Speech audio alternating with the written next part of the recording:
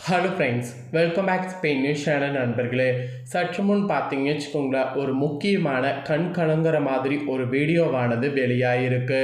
So அது என்ன video அப்படிங்கிறத வாங்க பார்க்கலாம். தமிழ் திரையுலகில் முக்கிய நடிகரும் இயக்குனருமாக வலம் வந்தவர் பாக்கியராஜ். இவர் இயக்கிய படங்களோ இவர் நடித்த படங்களோ இப்பையும் மக்கள் மனதில் ரொம்ப ஆழமாக இருக்குது. குறிப்பாக பெண்களுக்கு ரொம்ப பிடித்த ஒரு நடிகராக இயக்குனராக வலம் வந்தார் என்று சொன்னால் அது மிகையாகாத உண்மை. இவர் சமீபத்தில் உடற்பயிற்சி மேற்கொண்டுட்டு இருந்த சமயத்தில் திடீரென நெஞ்சுவலி காரணமாக ஹாஸ்பிட்டலுக்கு கொண்டு செல்லப்பட்டார். ஸோ போன இடத்துலையே பார்த்தீங்கன்னு வச்சுக்கோங்களேன், மாரடைப்பு காரணமாக உயிரிழந்தார். ஜூன் 27ஆம் தேதி அவர் உயிரிழந்தார். உயிரிழந்த அன்னைக்கு இரவு இவர் ரொம்ப டென்ஷனாக இருந்ததாகவோ, அன்னைக்கு இரவு இதுதான் நடந்ததாக பூர்ணிமா பார்த்தீங்கன்னு வச்சுக்கோங்களேன், இப்போ முக்கிய விஷயத்தை வீடியோ மூலிமா வெளியிட்டிருக்கிறாங்க. அவங்க வெளியிட்ட இந்த வீடியோ தான் சமூக வலைத்தளங்களில் ரொம்ப வைரலாக பரவிட்டுருக்கு. ஸோ பாக்கியராஜுடைய மனைவி தான் நடிகை பூர்ணிமா. ஸோ இவங்களுக்கு பார்த்தீங்கன்னு வச்சுக்கோங்களேன், மகன் மகள் என 2 பேர் இருக்காங்க. ஸோ மகனுக்கும் திருமணம் ஆயிடுச்சு, மகளுக்கும் திருமணம் ஆயிடுச்சு. ஸோ மகளுக்கு சில பிரச்சனையின் காரணமாக இப்போ தங்களுடைய வீட்டில் இருப்பதாகவும் குறிப்பிடப்பட்டிருக்கிறது. இதே போல் மகன் பார்த்தீங்கன்னு வச்சுக்கோங்களேன், ரொம்பவே நடிக்கிறதுல இன்ட்ரெஸ்ட் காட்டி அதிகமாக பெயர் வாங்கணும் அப்படிங்கிற மாதிரி ஹார்ட் ஒர்க் போட்டுட்ருக்கிறாரு. ஆனால் அவர் ஹார்ட் ஒர்க் போடுற மாதிரி இப்போ வரைக்கும் பார்த்தீங்கன்னு வச்சுங்களேன், அவருக்கு பலன் கிடைக்கல அப்படிங்கிறது தான் சொல்லணும். ஸோ இதுதான் இவங்களுடைய குடும்பத்தை பற்றிய விஷயங்கள். ஸோ இந்த நிலையில் இவர் இறப்பதற்கு ஒரு நாள் முன்னாடி தான் குஷ்பு மகள் திருமணத்தில் கலந்து கொண்டிருக்கிறாரு. கோவாவில் நடைபெற்ற குஷ்பு மகள் திருமணத்தில் கலந்து கொண்டுட்டு அதுக்கப்புறம்தான் வீட்டுக்கு வந்திருக்கிறாரு. அன்று இரவு நடந்த அந்த ஒரு சில விஷயங்களால் தான் அவருடைய உயிருக்கு ஆபத்து ஏற்பட்டதாக அவருடைய மனைவி குறிப்பிடுறாங்க. ஸோ அவங்க மனைவி குறிப்பிட்ட அந்த முக்கியமான விஷயங்களை தான் இப்போ இந்த வீடியோவில் ஷேர் பண்ண போகிறேன். ஸோ என்ன விஷயம் அப்படிங்கிறத இந்த வீடியோவில் தெரிஞ்சுக்குங்க. ஏன்னா மாரடைப்பு வரணுன்னா கண்டிப்பாக ஏதாவது டென்ஷன் இருந்திருக்கும் அப்படிங்கிறது தான் பலருடைய குற்று. அந்த மாதிரி இவர் ஏன் டென்ஷனாக இருந்தார் அப்படிங்கிறது இப்போ வரைக்கும் நிறைய பேருக்கு ஒரு சந்தேகமாகவே இருக்குது.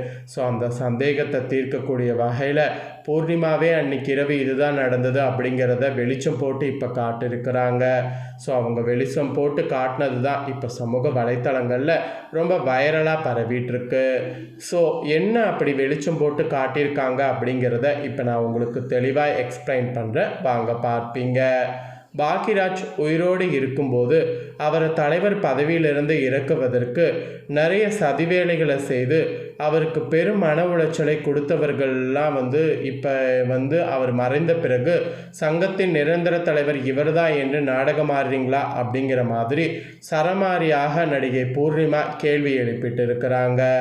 ஸோ பத்திரிகையாளர்கள் இப்போ இதை தான் ட்ரெண்டிங்கில் கொண்டு போயிட்டுருக்கிறாங்க.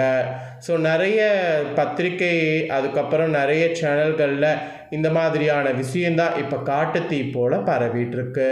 ஸோ வாங்க கண்டிப்பாக என்ன நடந்தது அப்படிங்கிறத பார்க்கலாம்.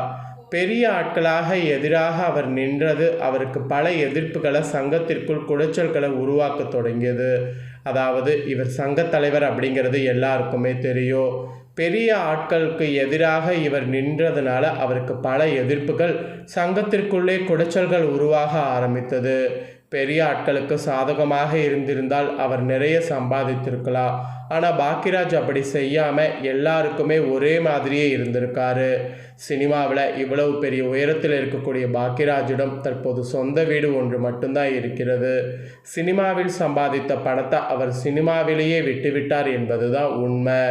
மிஞ்சி போனால் பாக்கியராஜின் மொத்த சொத்து மதிப்பு 25 கோடி ரூபாய்க்குள்ளதாக இருக்கும். அதுதான் உண்மை. எளிய கணர்களாக உழைத்த பாக்கியராஜை தலைவர் பதவியிலிருந்து எப்படியாவது இறக்க வேண்டும் என்று சங்கத்திலிருந்து ஒரு குறிப்பிட்ட குழுவினர் திட்டமிட்டு வேலை செய்து வந்திருக்கின்றனர். நமக்கு எதிராக ஒரு மிகப்பெரிய சதிவேலை நடக்கிறது என்பதை அறிந்த பாக்கியராஜ் இதனால் பெரும் அதிர்ச்சி அடைந்து மன ரீதியாக உடைந்து போயிருக்கிறார். ஸோ அதனால தான் அவருக்கு மாரடைப்பு வந்தது அப்படிங்கிற மாதிரி ஸோ பூர்ணிமா அவர்கள் இப்போ முக்கிய ஒரு எச்சரிக்கை விஷயத்தை சொல்லியிருக்கிறாங்க. ஆக்சுவலி தவறு செய்யாத நேர்மையான மனிதர்களுக்கு பிரச்சனை வரும்போது அவர்கள் மனதை அது பெரிதும் உழுக்கும். அதுபோல தான் பாக்கியராஜும் இந்த விவகாரத்தில் மன உளைச்சலுக்கு ஆளாகி இருக்கிறார். இறப்பதற்கு முன்தினம் அன்னைக்கு இரவு முழுவதுமே குஷ்பு திருமணத்துக்கு போயிட்டு வந்ததுக்கு பின்னாடி தூங்காமல் இருந்திருக்கிறாரு.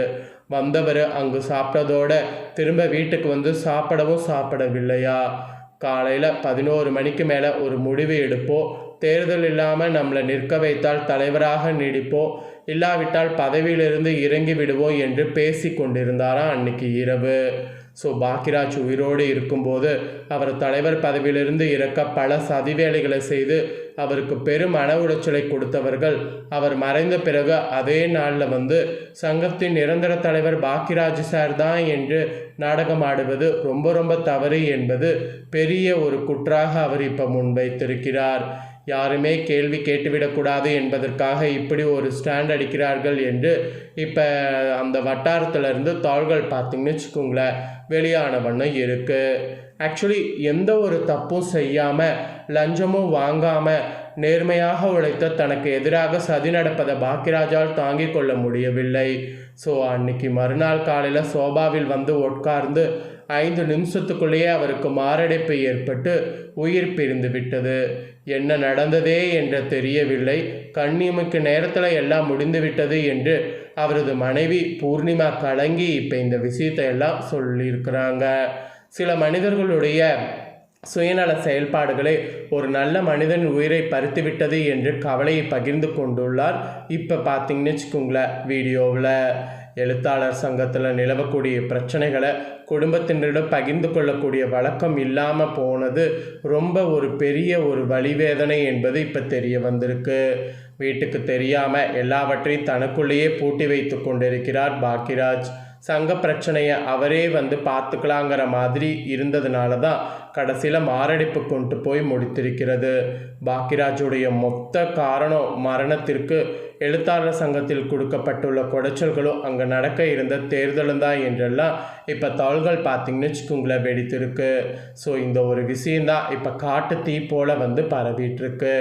ஸோ 5 நிமிடத்தில் இந்த மாதிரி ஒரு உயிர் பிரியும் போது அதை ஏற்றுக்க முடியாத இருந்ததாக நடிகை பூர்ணிமா ரொம்ப கவலையோடு இந்த விஷயங்களை ஷேர் பண்ணியிருக்காங்க.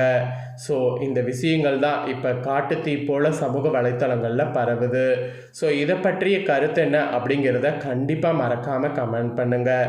அதே போல் நிறைய டாக்டர்ஸ் என்ன சொல்கிறாங்கன்னா எதுவாக இருந்தாலும் பார்த்துக்கலாம் அப்படிங்கிற அந்த மனப்பக்குவத்தோடு எதையுமே வந்து ஹேண்டில் பண்ண லைட்டாக எடுத்துக்கோங்க அப்படிங்கிறது தான் மெயினாக பார்த்திங்கன்னு வச்சுக்கோங்களேன் குற்றாக டாக்டர்கள் வைக்கிறாங்க. இது பேசிக்காக அனைவருக்குமே ரொம்ப யூஸ்ஃபுல்லாக இருக்கும்.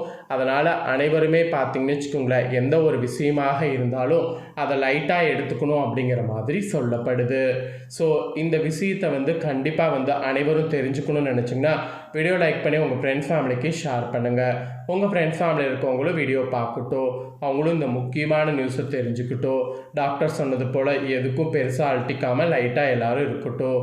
இதே போல் புதிய நியூஸை தெரிந்து கொள்ள சேனலை சப்ஸ்கிரைப் பண்ணுங்கள். வேறு வீடியோவில் சந்திக்கிறேன். நன்றி, வணக்கம்.